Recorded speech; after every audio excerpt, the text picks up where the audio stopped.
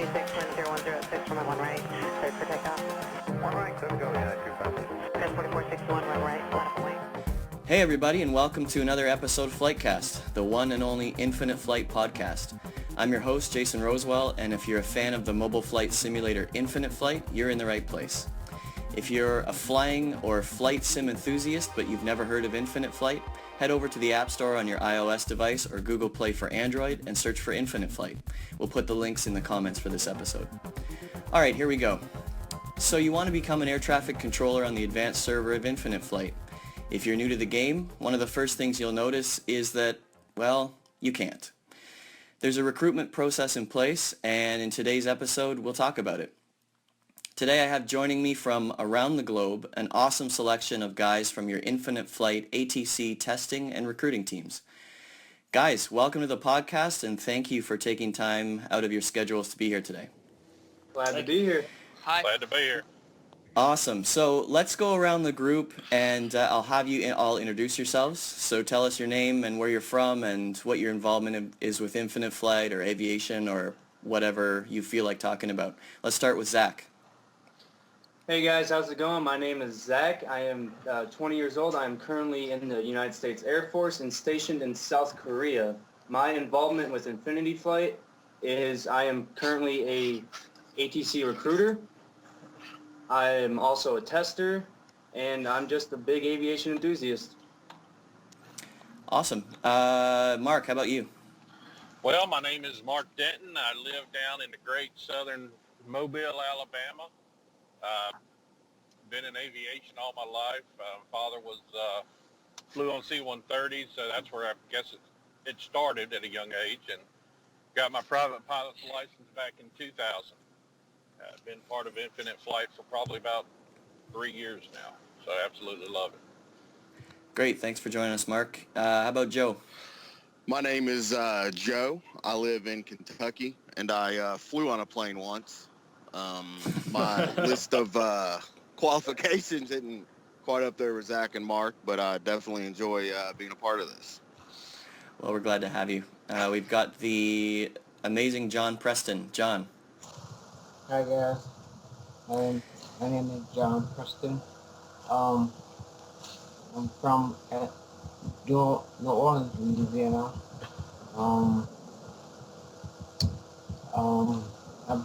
I've been with Infinite Flight like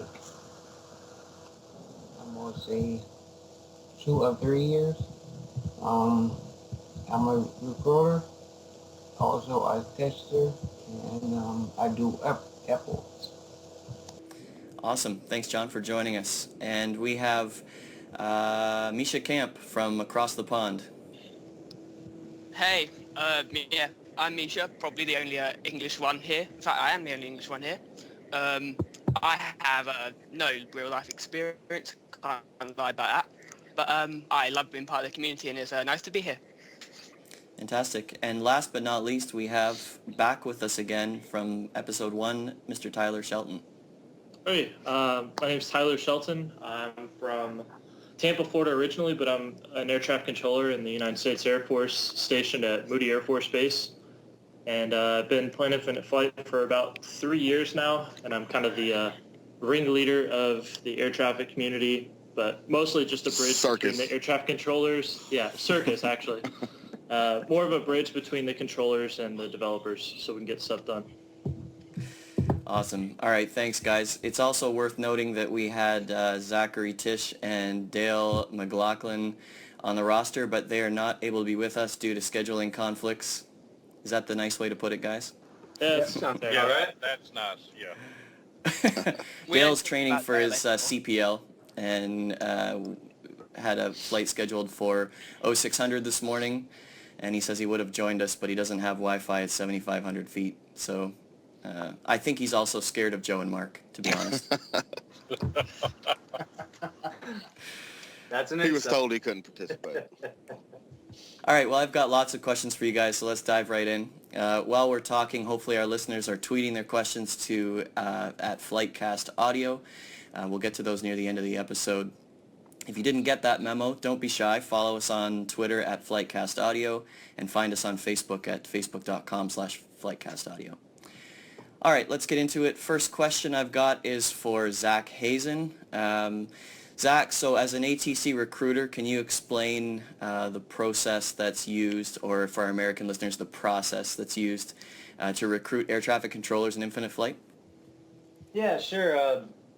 It's, as for the listeners who don't know, the basic steps is to get in contact with one of the recruiters. If you guys don't know who the recruiters are, and, we always post about this all the time, the recruiters are myself, Zach Hazen.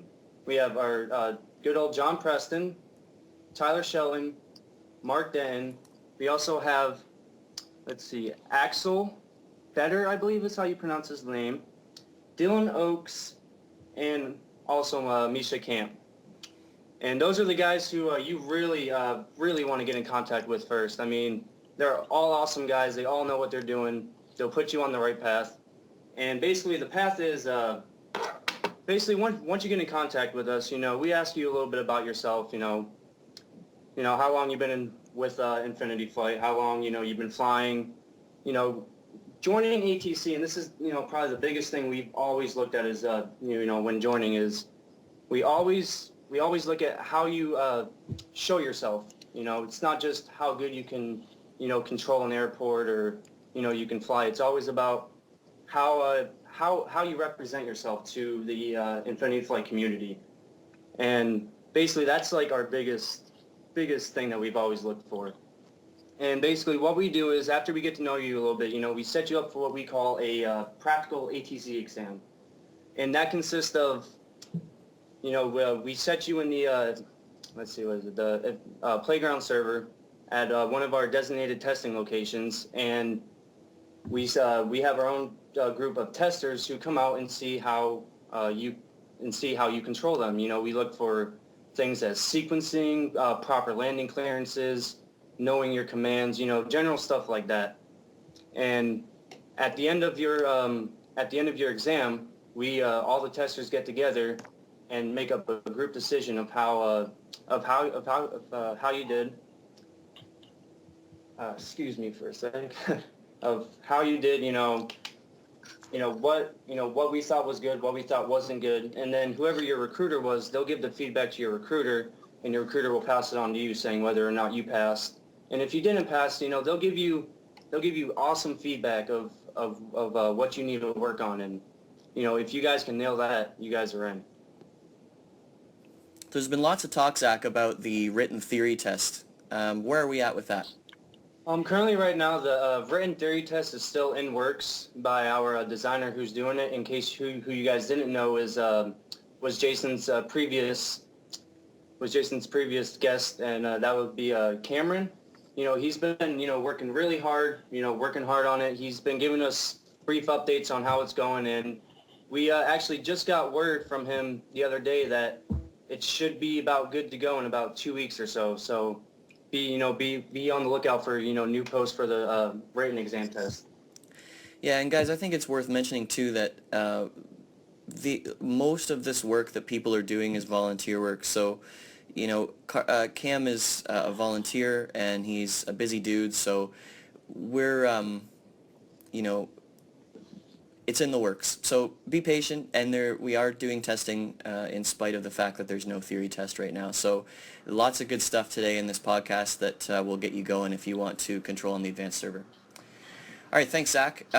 Mark, maybe you can just expand on what Zach was saying a little bit. When we do tests, we're looking for things which Zach mentioned a little bit.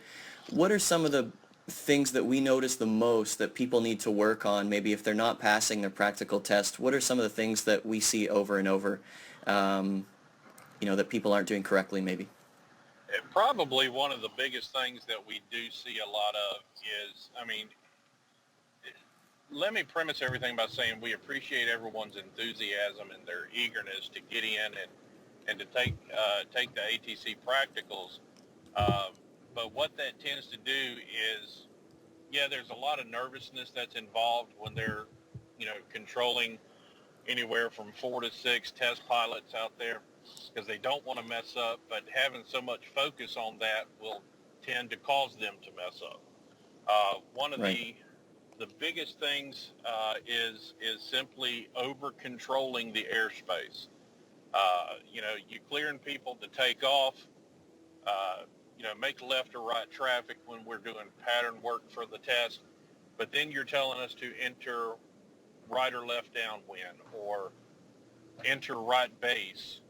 That all of that can be eliminated if we're remaining in the pattern. You tell us which traffic pattern you want us to be in, then we're going to make that left or right turn, and then that will lead into just simply sequencing. And sequencing is a controller's best friend, and it will simplify the entire process. If you've got 4 airplanes all on right traffic, you sequence them 1, 2, 3, and 4, and just be done with it instead of having to tell them to enter right base or right downwind, whatever.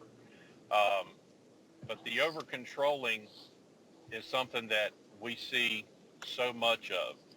The lack of sequencing is the other thing that we see so much of.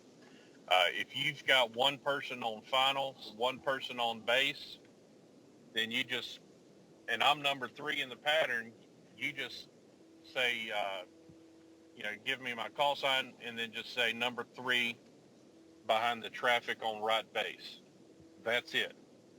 That's not a clearance to land, but you're telling me where I am in the pattern, and you're telling me what to look for as far as the aircraft in front of me on the number sequence of planes that are going to be doing the touch and go or landing. So the over-controlling and sequencing is the biggest. If I could just jump in, Mark, if you're not sure, guys, of where to find that, where to find a sequence without issuing a clearance, you can go into, I think it's under pattern instructions. Pattern instructions, correct. It's right, all and under if you pattern scroll way instructions. down, if you're on a phone, you got to scroll down quite a bit, and then there's it says sequencing, ... and then you can find the sequencing that you want to issue under there. And, I think it's for people that are practicing on the playground, one thing that's important to note is that when you're practicing on the playground, you've got a wide variety of people who either do want to follow instruction or don't, but you've also got beginners, right? So if you're practicing at an airport that, has a lot of beginners flying around at it, or nimrods who just want to purposely disobey instructions just to cause you a headache, it's difficult to understand that when you issue sequencing for those people, they may or may not space themselves properly. But when you're in your test, if you issue us testers proper sequencing, we're going to make sure that you don't have to issue a 360 command or a speed command. We don't want to hear those if possible. If you're sequencing, you shouldn't have to issue speed, 360, turn base, extend downwind, all that stuff is really for, I'll let somebody else answer what those are really for, but just to, jump in and say that we understand that it's tough when you're on the playground. So, Mark, when we have, before I took my test, I didn't really understand that. I figured, okay, these guys want to see what I can do, and I better not ask any questions or I'm going to look like I don't know what I'm doing and they won't want to test me. But I realize now that that's really not the case. Do you want to comment on that, or can someone comment on that? Well, actually, I know a lot of the recruiters, as well as myself, when we're contacted by someone that wants to take the test, like Zach had mentioned, we will actually go in and just ask them a few things just to kind of get a feel of what their knowledge base is for the ATC commands or their experience. And several of us will actually take a moment and go fly for them just to kind of get an idea of what they're able to do. And then maybe offer suggestions prior to them taking a test just to kind of give them a little heads up on what we are looking for. And, one of the big things with the speed commands or the 360, we did a test recently to where, we had fighters in the pattern, 737s, and then we had a couple 747s. So when you send a 360 command to a 747, Well, it's going to take them 5 miles to make that turn. Right. You know, where a fighter is going to be able to basically do it on a dime. So, you know, the biggest thing with stuff like that is, especially when we test, the airports we use, I believe most of them, the main airport we use has multiple runways. So utilize both runways for your pattern so you don't just have all of your traffic on one runway at a time. Space them out. Put your faster planes on one side and put the passenger liners on the other runway. Well, that's a good comment, and actually maybe I could get Tyler to just comment on, Tyler, if somebody wants to perhaps change runways for traffic, and I'm not talking about change it because of a wind change or something, but maybe we've got a lot of traffic on one runway, and he wants to put you on a different runway. What's the best way to go about doing that?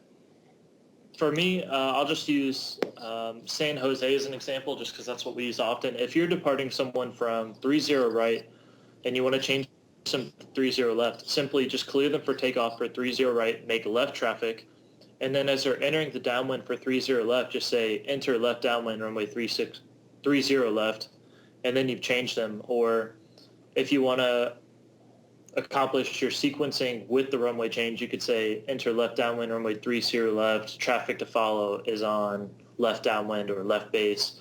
So essentially you're just changing that runway and you're also sequencing, and now all you have left to do is your clearance and you're done. Right, and it's important to note, I think, too, if I'm issuing a sequencing and I'm using parallel runways, am I sequencing based on all of the traffic in both patterns, or am I only sequencing for one runway? Traffic to follow is only if they're going to the same runway. So if you have traffic on right downwind for 30 right, he's not following traffic that's on left downwind for 30 left. So really that traffic to follow it's pretty literal. You were following them to that same runway. And if I'm already on the right downwind for 30 right and I ask to maybe change to 30 left because I just noticed that, I want to do touch and goes, so I better not be on this runway. There's lots of departing traffic. Same thing, right? I can be asked to enter the right downwind for runway 30 left. Correct. And if there's already traffic on, the downwind for 30 left and you're 30 right wanting to change, then the controller might just tell you enter right base, runway 30 left, traffic to follow is on left downwind. So in other words, that traffic that's on left downwind, as soon as you see him turning base for 30 left, now you're good to go to follow him. So maybe what we'll do is we'll add, since we're using San Jose as an example here, I'll add that as the featured image for our podcast today. And okay. Pause this if you've heard a lot of commands and a lot of runways.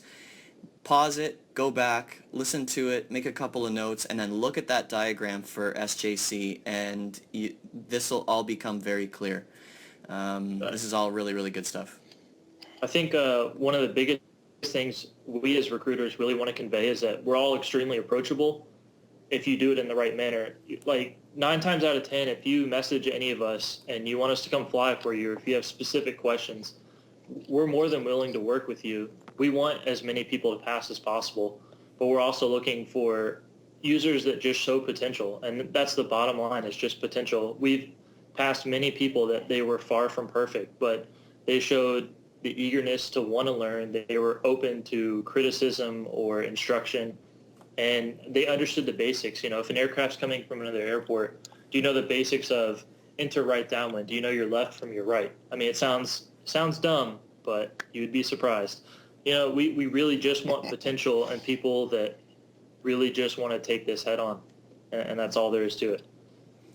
Great. Okay, well, thanks, Tyler and Mark. Tyler, we'll get back to you in a few minutes. Misha Camp, all the way from where? Ooh, a small place called Newport Pagnell, which none of you will know. Of course we don't know. I don't even think that's on Google Maps, is it? It's about half an hour away from London, just up north a bit. Okay. So you have been telling me that you've got something interesting in the works for the testing group that ties in with Mark's comments. I don't even know if some of these guys know about this. Can you tell us? Yes, actually, yeah. Sorry to all the testers, because we haven't told them about this yet.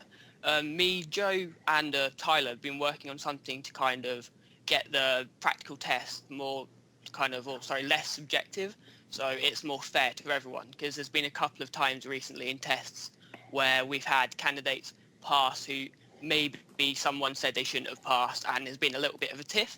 So with this document that we're drafting at the moment, it's just going to make sure there's no bias or anything in it. Basically what it is just 10 main criteria that we're looking for. It's a bit more complicated than that, and there's a lot of other stuff to it, but hopefully it will mean all the practical tests are fair, so it will be in line with the theory test. Great. Well, I'm looking forward to that for sure, because anything that will streamline the process is a good thing. And as controllers, there are some commands that we have to use over and over again to correct and remind pilots of misused requests. So can you tell us what some of those are, how they should actually work, and maybe some other tips that would improve the user experience for all pilots? I'm thinking of things like, frequency changes and things like that pilots request all the time. There's a few main ones, such as requesting frequency change when you're on the ground. When you're told to taxi, say San Jose, you'll be told taxi to runway 30 right, contact tower when ready. That means you contact tower when first in line. It's not 10th in line or something like that, because then if you're on tower 10th in line, we can't use any giveaway commands or anything like that. If you do request frequency change when on the ground, we will go to miss commands and use a frequency change already sent to you. That will just mean that there's no need to obviously request frequency change, because it's been kind of put together with the taxi command in the first place. Right. Now I feel like, and guys, you can comment on this, but I feel like those commands are actually starting to die down a little bit, maybe in the last month. Yeah, I think they actually are. Now, we still get people who will spawn at a gate and then contact tower saying that they're ready for takeoff. But, there is a process. I'm sorry, Jason. There is a process of basically from pushback to taxi, and as Misha said, wait till you're first in line before you say you're ready for takeoff. A key note is to stay on the ground frequency until you are first in line, simply because we may need you to give way to another aircraft, and if you're on the tower frequency, we don't have that option to send that to you. I think that also applies for planes coming in on approach. I think that's one thing we've all seen more lately is guys in such a hurry to get on the tower frequency. They'll be 30 miles out being approached and want to hop on tower as well. Mm-hmm. Oh, correct. Correct. If I may add to Mark's comment there about the whole taxiing situation, one of the biggest things I've seen while I have controlled myself was, planes had no problem taxiing, not running into each other. It's the fact that they are not taxiing down to the end of the runway properly, which is messing up, planes who got there before you, all because you wanted to take off quicker. And, I've seen that a lot. And it's died down, but... Yeah, and I think that if at some point the devs implement, a progressive taxi feature, which, is telling you which taxiways to take, that to me would be a massive enhancement to the game. So, I'll take something like that that's practical over 3D buildings and tire smoke any day. Can I just pick up on that? Is that all right? Yeah. With that, I mean, I would love that as well. Don't get me wrong, it'd be brilliant. But I would love it if everyone followed like the perfect instruction that you did. But I can just imagine that being very hard to implement and make sure everyone did. So, I mean, if in the future, I think it'd be very far future when everyone actually knows what they're doing, then I think that would be a brilliant thing. But not everyone's always going to know what they're doing, which is always a problem with that, if that makes sense. Yeah, no, that's a good point. And I think that would be something when, as the user base grows and the experience level grows, we could, maybe see an expert server happen again in the future, so that, things like progressive taxi and people who want to follow every single command that their approach or departure controller tells them, that's for people like that. You want to get as close to the real world as possible. Well, I think if we could get, a lot of times people are going to spawn. You'll have 3, 4, 5 aircraft spawn at the same gate, and Mhm. all of them are going to send requests for pushback at the same exact time. So if we don't respond right away, then they send us another request. My suggestion would be don't send duplicate requests. It clutters the frequency in itself. We see you. We get the flashing light that lets us know who's calling us. Just stay there, because there may be other planes that are right there, planes that are behind you. We might, instruct you to hold position to get all the other aircraft out of the way. Mhm. But duplicate requests are not going to get you a command any faster. May make you sit there a little bit longer, to be honest with you. But just be patient and understand that you're not the only aircraft on the field. We will get to you, but we've got to get the clearance, because even though you can go through people, that's not ideal, and we don't want that. And the controllers, as a pilot, you are not probably going to be aware of the whole situation on the airfield, but the controller has the overview and can see exactly what's going on. So it's just another point. Don't think you know better than the controller, if that makes sense. They may make a mistake. They may accidentally make you sit there a little bit too long, but to start with, there's always a purpose behind it. They're not going to just make you sit there because they don't like your call sign or something like that. Yeah, that's a great point. So, Misha, back to what we were asking you.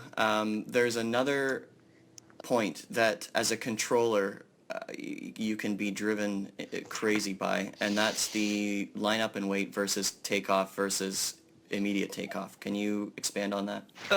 Obviously, hold short. Let's start with that. It means literally you hold short of the runway. You do not go past the whole line.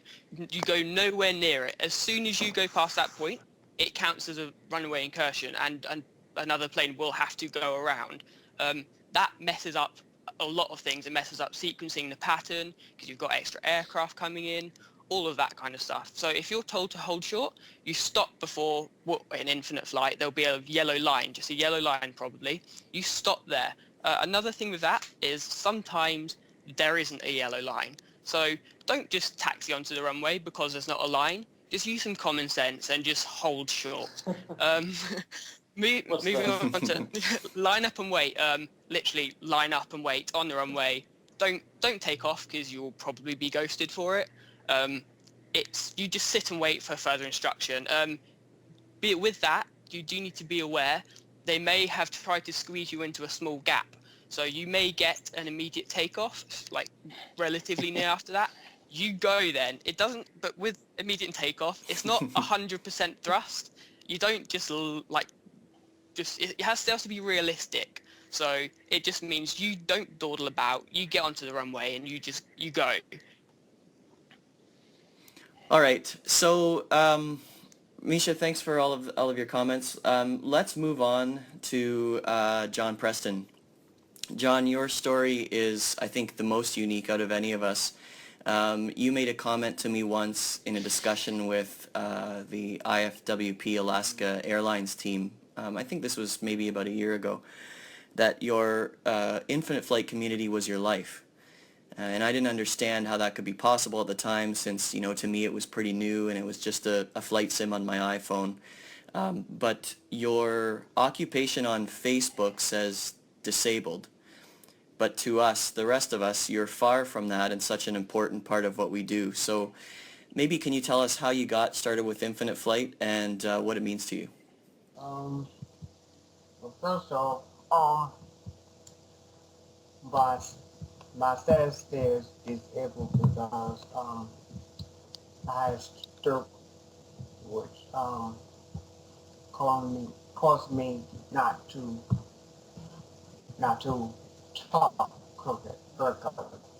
So sometimes I may stumble, sometimes my words may not be as clear as others, but I try. I think we should pause here just to let our listeners know. You can't really hear it because of the audio quality on John's Skype connection, but he says that his Facebook status says disabled because he suffered from a stroke. This causes him to not be able to talk correctly and sometimes stumble with his words. Still, I love that he had the guts to join us on the call.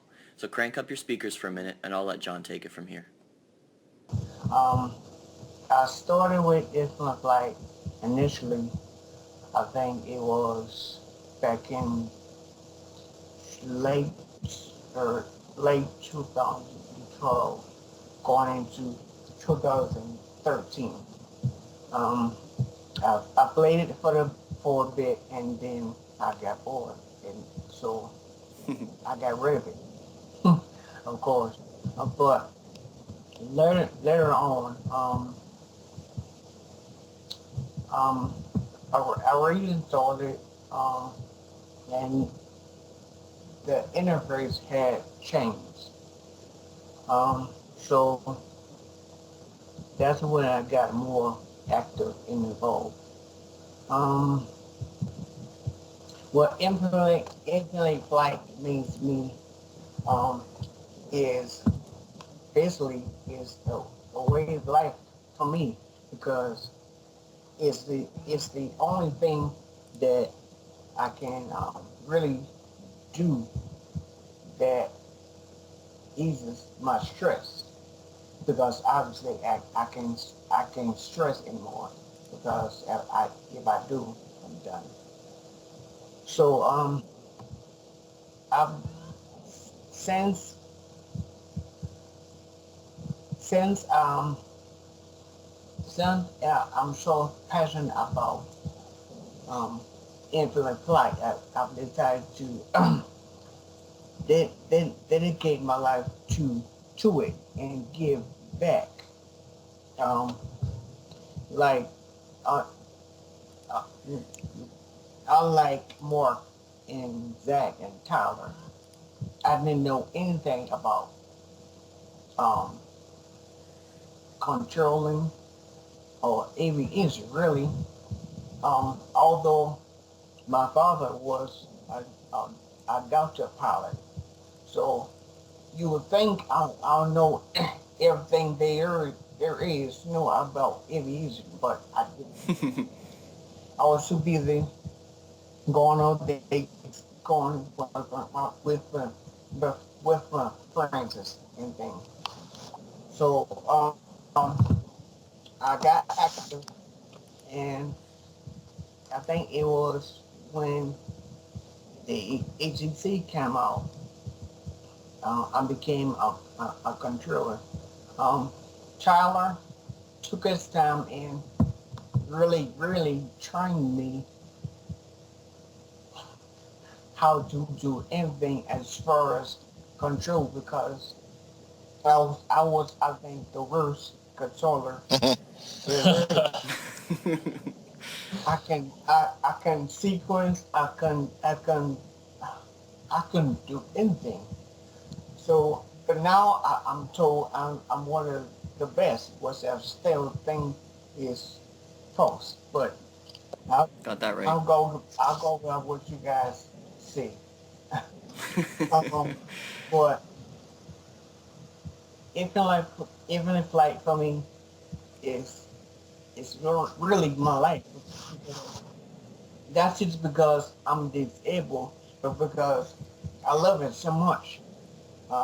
And since I have all day pretty much to do anything, that's what I do.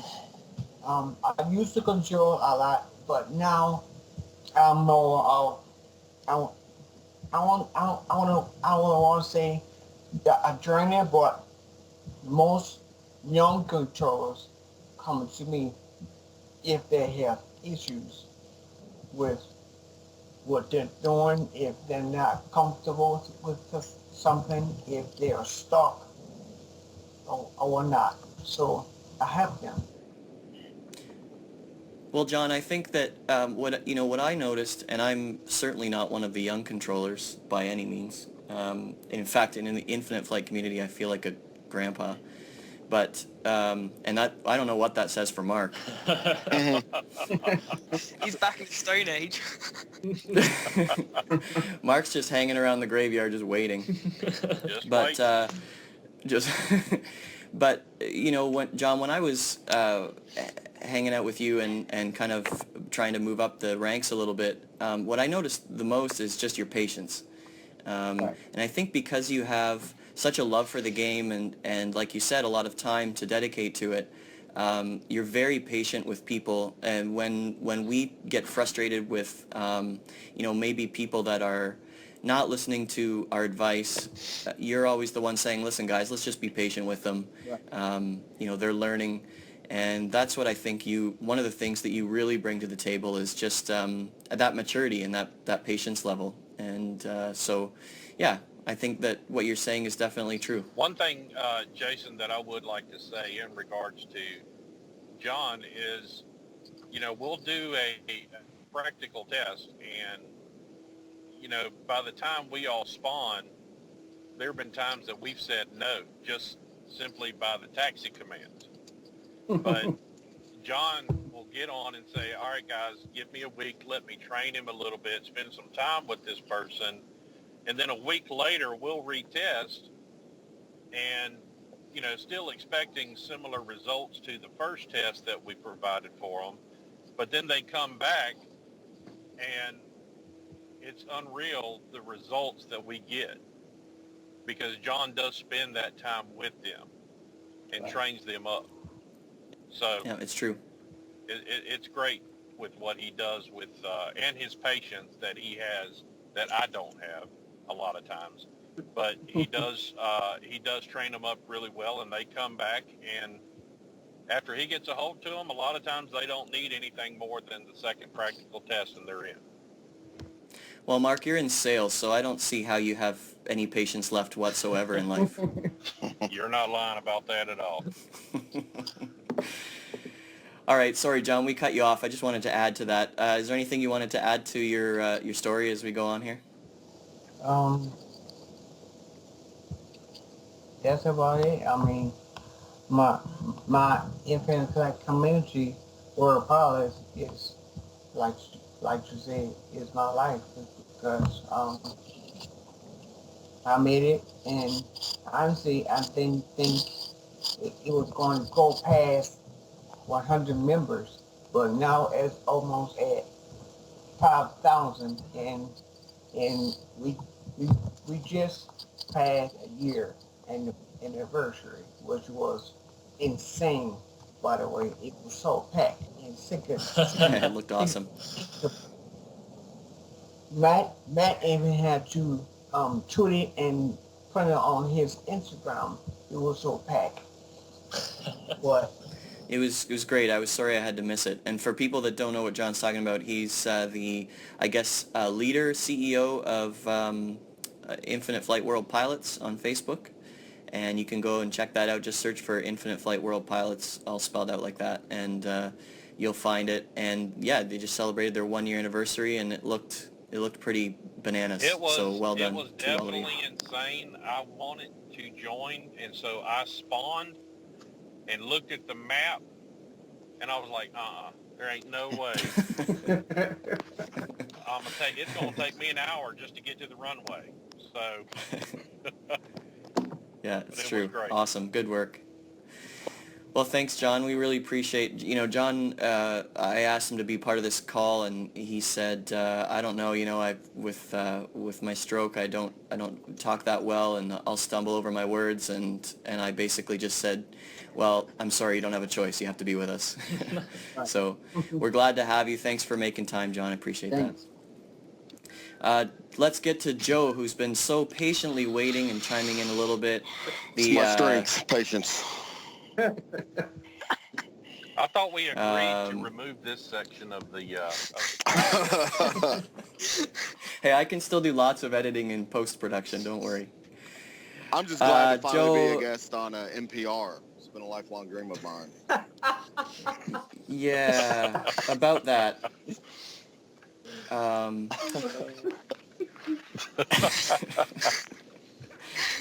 So Joe, Hashtag life goals. Yes. As long as Alec I'm not Baldwin doesn't start pitching me holiday gifts, I'll be good. I'm not Ira Glass, sadly. Sorry to disappoint you. I might sound more like Terry Gross than Ira Glass, but anyway. Me and so, you are the only Joe, people that get that joke, by the way. Well, I lived in Indiana for 4 years, Okay. so I understand what NPR is. Anyway, Joe, the practical test isn't the only thing that we're looking for in a great ATC candidate. Getting back to the whole air traffic control recruitment process, or process as we've been saying, why don't you tell us about the big picture? So social media plays a big part in that, right? Absolutely. There are many times that we will be called out or bashed for being horrible on IFG forums, and it's very ironic when those people are the ones that are then begging for the test. Let this be a life lesson to all you young fellas out there. Anything you do online will always be brought back up. If you want to be a part of a group, if you want to be part of something and wake up to 700 messages every morning, then you have to be professional. You have to be mature. You don't always have to be serious. God knows we're not all serious all the time. If some Most of the time. Most of the time, yeah. If a lot of what we say got out, we'd all be fired. But It's true. we really do try to publicly, at least, maintain a certain standard. And that, I think that's important to Tyler and to Matt, that stuff that they're putting all this time and energy into doesn't become a joke, that it is professional, and that people do maintain a certain level of credibility throughout the process. All right, so guys, let's just talk about some of those controllers, a bit of story time. If anybody's got a controller that they want to mention who just has really dazzled us right out of the gate when they joined, who have been some of the best. I think, Tyler, you might have been mentioning that you wanted to chat a little bit about that. Anybody can just jump in. What can we talk about that's just been interesting as we've been going along? Well, there's one that I see every now and again named Jaybird that I still question how he is even a controller on the advanced server. It's true. Jaybird 102, I think you're talking about. I don't know how that guy got on either. That has the ability to remove Jaybird. I think most of you guys have that ability, so I gotta watch my step. Although I do have a very big microphone at the moment. No comment. I'm just going to leave that there for you guys. I think there's a lot of good controllers out there doing some good stuff. I mean, I'll go to sleep and they're still talking about it. I wake up and they're still talking about it, opening places.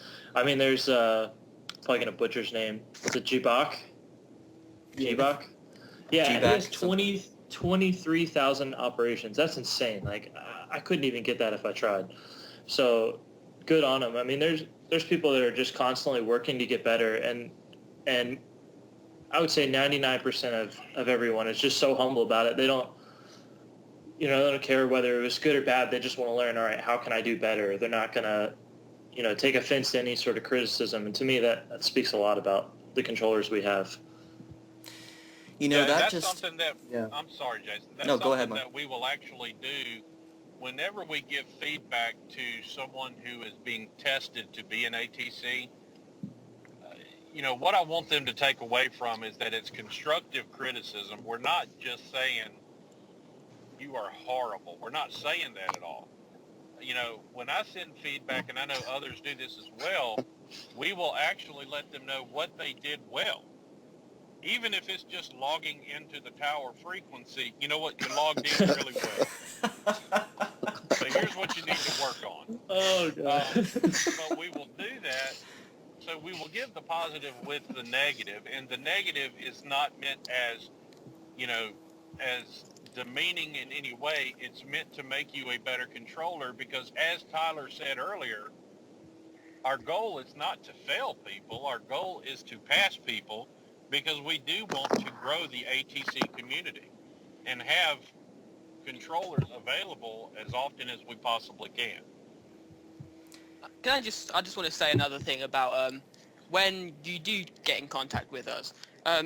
There are a lot of good controllers out there in the playground. We will also go out into the playground and scout occasionally and then get in contact with you.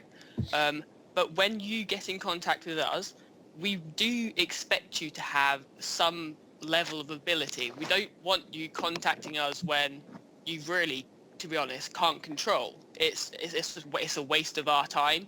It's, to be quite honest, a bit of a waste of your time. But saying that, we will work with you, even if you aren't the best to start with. So if you do feel that you need a bit of help before you want to test, don't be afraid to ask that. If you don't feel you're ready for the test, don't ask to do the test. I just wanted to make that clear. Excellent. Yeah, and when you reach out to us, send us a message with a little information about yourself. I mean, we have gotten messages. I know one particular that Tyler received a while back that basically was a resume and was just outstanding, and we were blown away. But, just the other day, I get one, and it just says ATC. So I'm like, what about it? Was that Jaybirds? ATC means air traffic control. How can I help you? He's teaching you how to spell, Mark. Mark, that's when you just send them a link to Wikipedia. That's what you can do. Yeah. So, but it's kind of just with a little bit of clout, but also with a little bit of experience that you have, because we'll find out for sure when we test you, and we want to help, but we ask you not to waste your time as well as ours just to be point blank, simply because everybody has a personal life outside of Infinite Flight. So if we don't get back to you right away, just give us a little time. We will respond. If you don't get the answer you want from one recruiter, don't try to go around and go to another recruiter, because it's all going to come back to the same group anyway. Good stuff. Always some good stuff by Mark. Mark's just rocking this thing. I am a plethora of knowledge and information.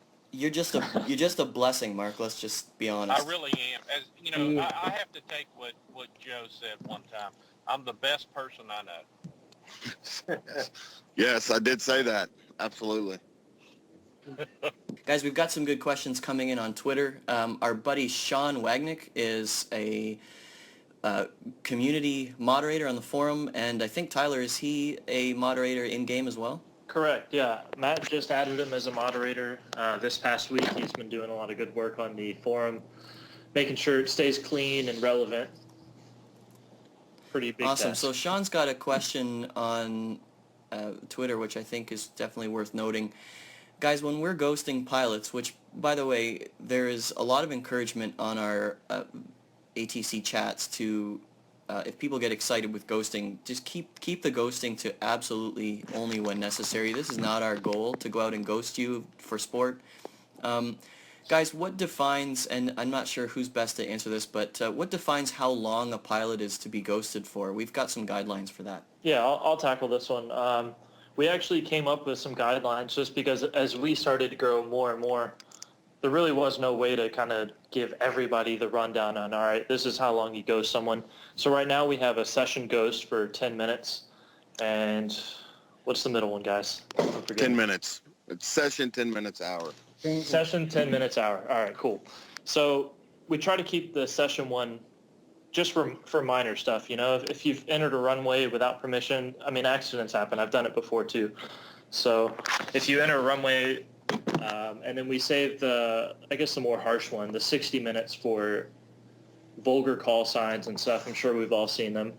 But our goal is to not ghost people. I mean, I've made it very clear, and it's even gotten to the point where we really do expect people to take screenshots of what happens, because We want everybody Absolutely. to have accountability. If you're not sending a message that says, please follow instructions, or giving some sort of warning, please exit the runway, you're not cleared to enter the runway, then we're doing it wrong on our part. I understand that, when events are going on and it's super busy, then I think the tolerance level needs to be a little lower because, we got stuff to do. If we spent all of our time telling people to exit the runway, then, it wouldn't be fair to the 99% of the people that are trying to follow the instructions.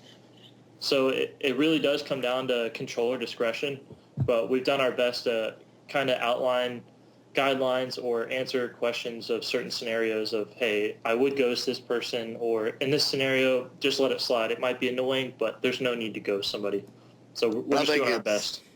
It's also important to add that newer controllers can't ghost for more than sessions at a time. So it does give them somewhat of a learning curve before, they can go longer than a session. Correct. Right. And also, real quick, and I'm sorry, Jason, just to add on to what Tyler said, we've, reiterated, so many times, the more info you give us about, why I got ghosted, the better it helps us determine whether or not it was your guys' fault or one of our controllers' part. Because like Tyler said, if we fail as our part, then we're just setting our controllers up for failure. And, if you just post on, the group page, why did I get ghosted? That leads to, so many, possibilities of why it happened, But if you actually give us a screenshot of, who the controller was, the chat, if you explain your side, we can definitely get the controller to explain their side and, work it out to where, we don't have these, pilot versus ATC bashes all the time that we see. And I just wanted to add on that. Yeah, and if you do the screenshots, the ATC log and the map is paramount. We really need that, and trust me, if it's something that you are ghosted, and right now we understand that it doesn't give a reason why someone was ghosted. We want people to learn from that happening again as to why they were ghosted. So take a screenshot of the ATC log, take a screenshot of the map, and we will help educate the people as to why they may have been ghosted, but also we will reach out and contact the controllers because maybe there's some more training that this individual may need. So it will go both ways. So, we take screenshots before we ghost somebody from our side, or that's what we encourage everybody to do. But if the pilot has the screenshots as well, then it just simplifies the entire process. So it's learning on both sides. And that's great. That's actually answered another one of Sean's questions of, what's the protocol to be used when a user wishes to report a controller. So, or even just ask, why was I ghosted? So guys, give us lots of details, be kind, show a little bit of grace, and understand that, we could have made a mistake, or, it could be your mistake, and just, look for ways that you can do better next time. All right, guys, we are out of time for this episode, so I just want to thank everybody. Is there any shout-outs anybody wants to give? Any last remarks before we go? Yeah, I want to say hi to David. We all know David, who's listening, or by his correct name, I should call him Jennifer. He likes to be called David, but that's not his actual name. So if you see him around, call him Jennifer for me. He'll also answer to Caitlin on occasion as well, depending on what mood he's in. Dale will also answer to Jill, am I right? Yes, he will answer to Jill. We haven't talked about Dale enough, in my opinion, And Misha will answer to Your Highness.